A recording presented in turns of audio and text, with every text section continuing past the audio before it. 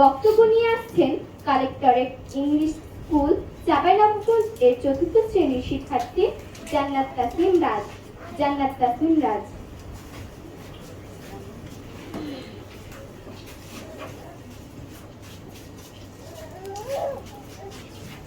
আউযু বিল্লাহি মিনাশ শাইতানির রাজীম। বিসমিল্লাহির রহমানির রহিম। I seek the protection of Allah against the Shaitan. I begin in the name of Allah, the most merciful and the most beneficent. Praise be to Allah.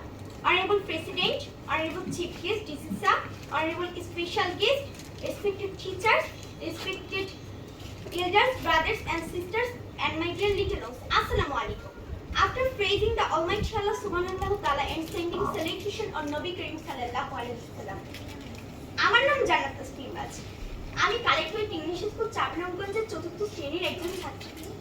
সেই সাথে চাঁপাইনবাবগঞ্জ শিশু একাডেমি বাংলাদেশেরও একজন ছাত্রী।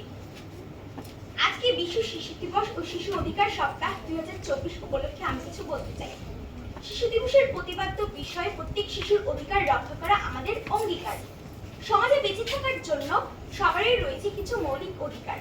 তারই ধারাবাহিকতায় শিশুদেরও রয়েছে কিছু অধিকার, যেমন জন্ম নিবন্ধনের অধিকার, শিক্ষার অধিকার, চিকিৎসার অধিকার, খেলাধুলা ও বিশ্রামের অধিকার, স্নেহ ও ভালোবাসা পাওয়ার অধিকার এবং মেয়ে ও ছেলে উভয় সমান সুযোগ সুবিধা পাওয়ার অধিকার। পৃথিবীর প্রায় সকল দেশে এই অধিকারগুলো রয়েছে। সুস্থ ও সুন্দরভাবে বেড়ে ওঠার জন্য একজন শিশুর পক্ষে এই অধিকারগুলো পাওয়া খুবই প্রয়োজন। হাদিসে আছে, তলাবুল ইলমি ফারিদাতুন আলা কুল্লি মুসলিম ওয়াল মুসলিমা, অর্থাৎ সকল নরনারীর উপর শিক্ষা গ্রহণ করা ফরজ। তাই শিশু দিবসে আমাদের প্রত্যাশা থাকবে রাষ্ট্র, পরিবার এবং সমাজ আমাদের এই প্রত্যাশা পূরণে সহায়ক হোক।